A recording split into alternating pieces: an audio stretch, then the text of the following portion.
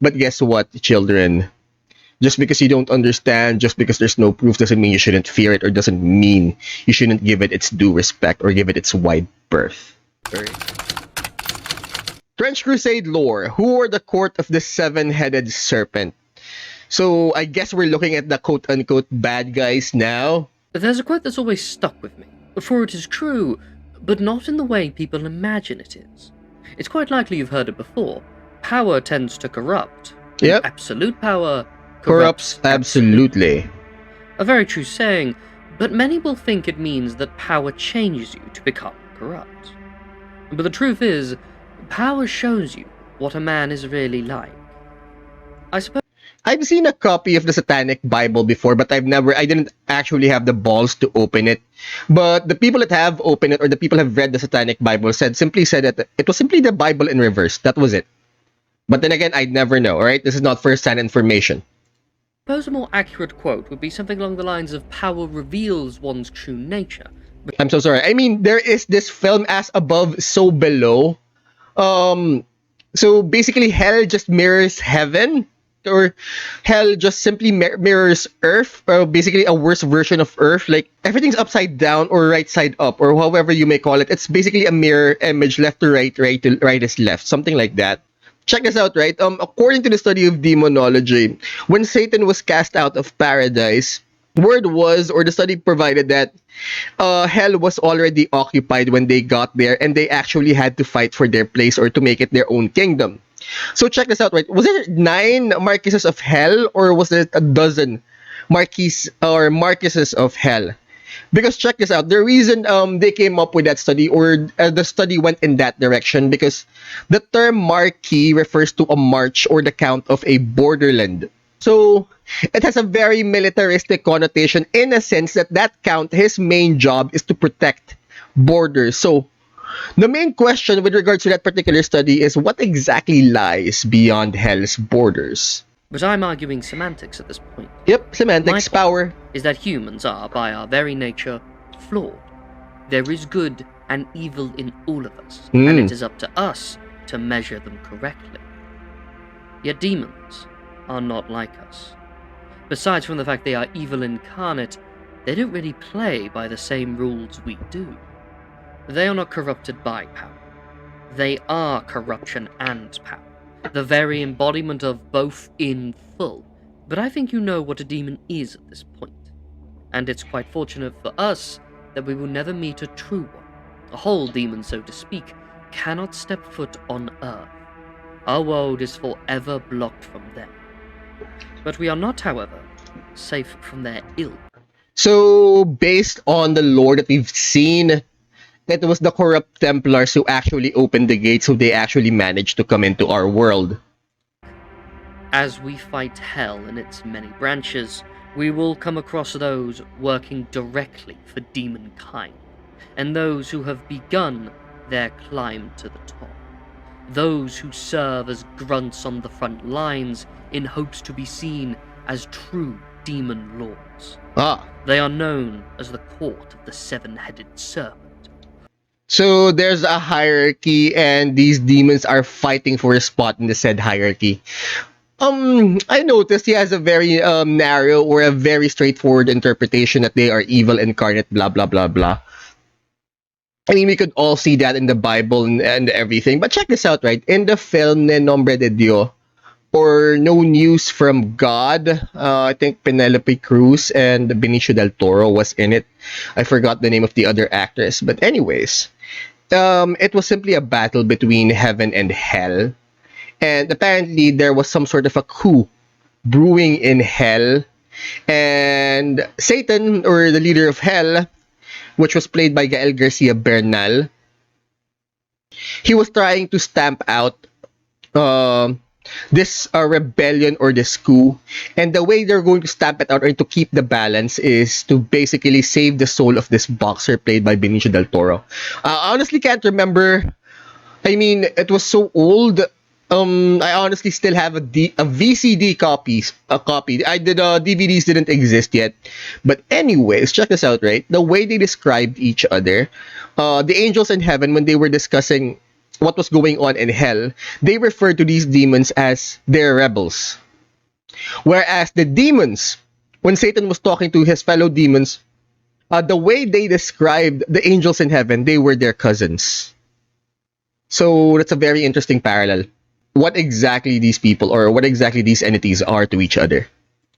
Or rather, their direct servants.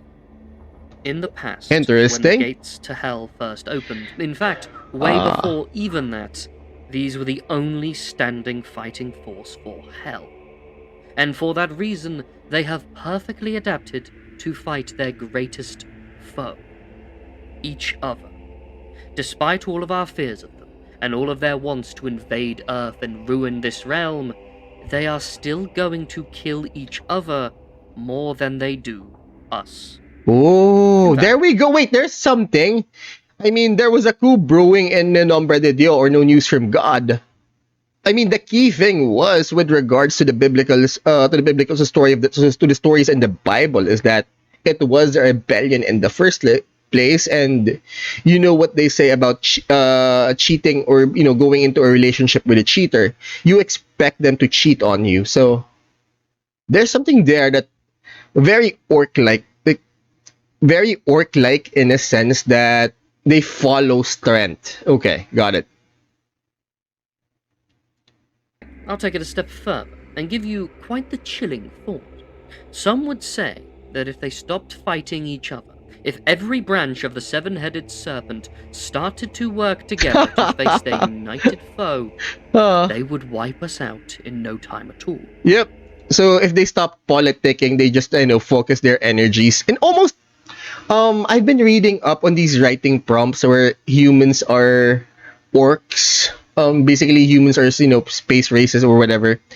That we would achieve space travel, actual real space travel, the moment we stopped fighting each other. Yeah, that's interesting. Huh. It is just a theory. Wait. Hold on. I mean, in Neil Gaiman's, what was the name of that work? Azazel. It had an Amazon TV show, Good Omens, right? The demon there. He said during at one point he said that there's no point, or there's no need for demons coming to Earth because they're already here, because demons don't have the imagination, but people do, something like that. That there's no sense to this, that the demons are already here, that they don't need demons to influence people in order to visit evil upon each other. Something like that. And one I really do hope will never get tested. I also have complete assurance that that will luckily never happen.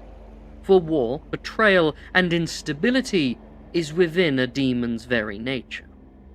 But let me turn back the clock a little and give you a biblical history lesson in order to explain exactly how they are structured, because it does require a little bit of context.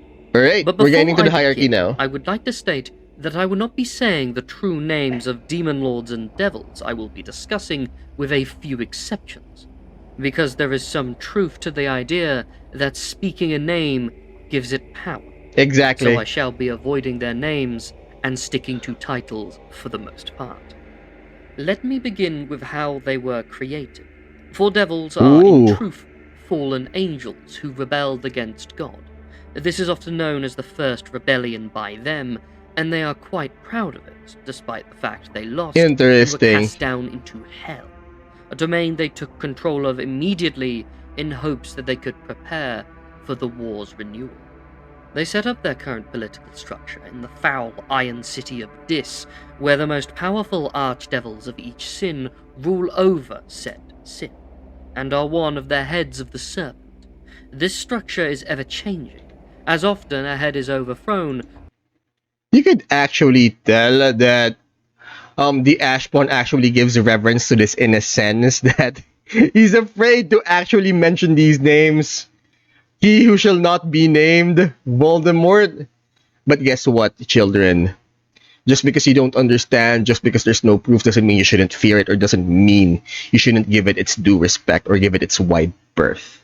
The lack of evidence as to its existence doesn't entirely mean that it doesn't exist. So, when approaching these type of subjects, always approach with caution. All right, just like the Ashspawn is doing right now. He's approaching this whole thing with caution, and so should you, and so should everyone actually. Before their statue is even finished in construction, resulting in the demon-blooded slaves to break it down and start to make a new one for their master's image. Regardless of the sin they represent, be it wrath, envy, pride, gluttony, greed, sloth, or lust, betrayal and backstabbing are going to become their every nature and action, as it's going to be near impossible for them to go a moment of their lives without considering this fact, lest they be replaced in a moment. How powerful each member is at any moment in time is also at flux, for the number of sinners in their name they have empowers them greatly. As far as my knowledge, there has only ever been one stable member of the Serpent's Head, and it's the only one I'm going to name. Mammon is the ruler of greed, and has not only massive parts of hell under his command, but most of Egypt in our world. Although it is contested, it's not going well. I'm glad we're not stationed there, let me put it that way. Oh. There is also another who should be at the head of the seat of gluttony, who is objectively the most powerful demon of that sin, but has decided he can do without the court, and has essentially rebelled against the rebellion. That is the dreaded Beelzebub, for he has become the Black Grail. But we will have to learn about him another day, for he has become a different threat altogether. But the structure of theirs has been unchanged since the dawn of time. But demons can be killed, and so they needed ways to keep their population growing substantially. And so to bolster their numbers and ranks, they started making half-breeds with, well, everything. Not just mortal men sent to hell, but any animal they can get their hands on. So we are looking at a Greek interpretation of the whole thing, in a sense that these entities need worshippers or need believers in order to continue its existence. And now they're in the process of making half-breeds with everything. So, like Zeus, that dude basically sprayed himself or spread his children whenever and to whomever or to whatever he can. Goats being the most common one, at least based on what they tend to look like. They then make even more breeds with what they create onwards. Can someone put it down in the comments? Did the pentagram come from goats, or did goats just happen to be the most common thing or the closest thing to having a pentagramic face? Ever diluting their blood with foul abominations, each one somehow created more sinisterly than the last. So he made abominations just like Zeus? Very Greek interpretation here. Never been stable, and it resulted in their soldiers becoming more and more needed, and their blood becoming less and less pure. Meaning that almost all of them have barely a drop of real devil blood in them. Mostly that of man and beast, created in an unholy and unwanted union. Now all of their armies are comprised of these lesser breeds, and indeed most of hell, bar the upper powers, are not even fully demon anymore. But this has actually benefited them in the long run, for so they don't have any qualms about the purity of their state or the purity of their blood, which simply means spreading out or spreading their gene seed. I'm sorry, that's like the closest parallel I can come up with. Wouldn't be a problem for everyone, so more numbers for them. But then again, they're being held back since by themselves or by their nature, since backstabbing is the business of the day for them. One-upmanship or getting ahead of all the others. After the war with God, they had a treaty with heaven. One where the demons were not allowed to step foot on earth in true form. But their armies are far from true form. And such were able to step foot on earth and invade when the Templars betrayed us. It was legions of the... So, they actually managed to put up a loophole since their blood was diluted to a point that they can no longer be considered as demons. Alright. Interesting. These monsters that stepped forth when the gateway opened, and it is them who served the direct orders of the Masters of Sins. And while each sin does have its own army, it is rare that one is sent out, and far more common that one of the hundreds of warbands for each sin go and do the specific biddings for their masters. These can seem mysterious to us, or sometimes even counterintuitive. For example, it's not unheard of for a warband of the Court of the Seven-Headed Serpent to destroy a town that worships them, or attack a warband of the Heretic Legion, or even raid a town to kill one woman with child. Ah. But there is almost always a reason for this, for the town was about to fall and help the forces of heaven take a foothold in Hell's lands on Earth. That Heretic Legion was planning on rebelling, and that woman with child was going to give birth to a saint who would have done unconsiderable damage to Hell in their lifetime. So, question is, who fields their intelligence? Because what was the name of Heaven's side on this one? The one who's responsible for intelligence, for knowing the voice of God. Who's responsible for their intelligence, since they know that that woman is going to give birth to a saint? They know that this particular heretic legion would rebel. Who gave them this info, or where do they get this info? How they learn of such things is unknown, for it could Comments, just be please. a vast spy network they are so famed for, or something far more supernatural. See, the warbands of the court are unlike any other warband, for they are magically gifted with goetic magics. In fact, almost all of their leaders Goetic magic? No, interesting.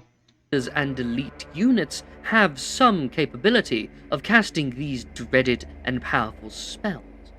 A lot of these can be sin-dependent as well. A warband serving the sin of wrath will have quite different capabilities compared to a warband of lust, so I shan't begin to list their powers, for we would be fighting some before I've done explaining them. For There a we few go. examples, though, some can heal themselves by absorbing the wounds from others, or coat their blade in hellfire. They can also Alright, so this would explain the unit capabilities that each and every segment or section of like Wrath, Greed, Envy, Gluttony would have powers exclusive to their own factions, I guess, or sub-factions. control minds, forcing people to kneel before them, or in one example I dread to remember, make you eat your own weapon. Oh, okay, that's Poor bad. yeoman cut out half her mouth trying to swallow her own bolt-action rifle. We had to knock her unconscious to stop her, the poor thing. But they have very much remained the same throughout these hundreds of years after the gates opened. That is from our perspective, mind you. Time moves differently within Hell itself, even they don't quite know how or why. But their strategy has sadly worked for them for quite a while, and their inconsistency makes them quite hard to predict and fight.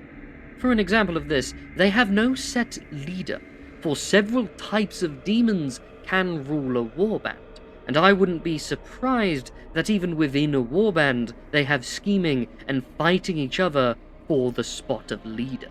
So one unit doesn't have a specific leader, but they're gonna have to be cliques. There's gonna have to be a clique within a particular unit. Like, this number or this particular group follows this guy, that particular group follows that guy. Since everyone, the whole thing, with regards to the entire thing, by nature, each and every one of these entities believes that they're superior to their counterparts, or to their colleagues, whatever you may call it, or their brethren. So, yeah, there are going to be cliques within the unit. So there's not going to be a set leader until I guess someone stronger points it out to them or assigns them to it. But I think it's time I should get into their warriors, and I'll start with the one who's most likely to be their leader due to its incredible physical might, but also Likely leader. intelligent mind.